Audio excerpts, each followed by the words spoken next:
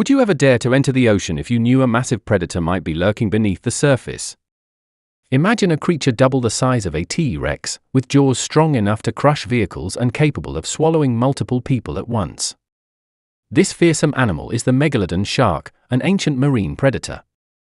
If it hadn't gone extinct, it would drastically alter how humans interact with the oceans. So how would the continued existence of megalodons reshape marine life, affect human activity at sea, and what are the odds that these beasts have actually been living undetected in the deep ocean?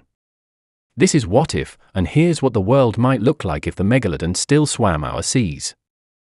Over the years, the internet has been flooded with claims of megalodon sightings. Many insist that these gargantuan sharks never died out, they've simply been lurking in the darkest depths, like the Mariana Trench. But while it's impossible for a person to dive that deep to verify, scientists have strong evidence disproving such stories. If megalodons were still alive today, we'd undoubtedly be aware of it. The oceans would be significantly more hazardous than they are now. Here's why scientists believe megalodons haven't been hiding from us all this time. Firstly, if these massive sharks were still out there, the Mariana Trench wouldn't be their refuge. Megalodons thrived in warm water, and the trench's icy temperatures would make survival impossible. In addition, if they still roamed the seas, we'd likely see signs like enormous bite marks on other large sea creatures.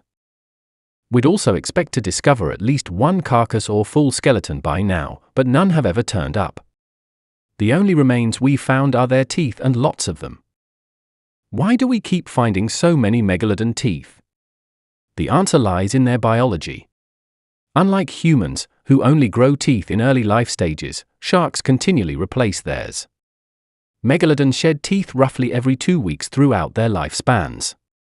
As a result, most of these teeth ended up sinking to the ocean floor, where they often became fossilized. An average megalodon may have gone through about 40,000 teeth over its lifetime. That creates a large fossil record, even without a single full skeleton. Yet, the absence of complete remains means much about these sharks remains a mystery. What we do know is that megalodon sharks first appeared around 16 million years ago. They reigned as dominant ocean predators, measuring anywhere from 10 to 18 meters in length. Their diet included fish, dolphins, and even whales. But approximately 2 million years ago, they vanished. Scientists aren't entirely sure why. One theory suggests they couldn't find enough food and faced too much competition.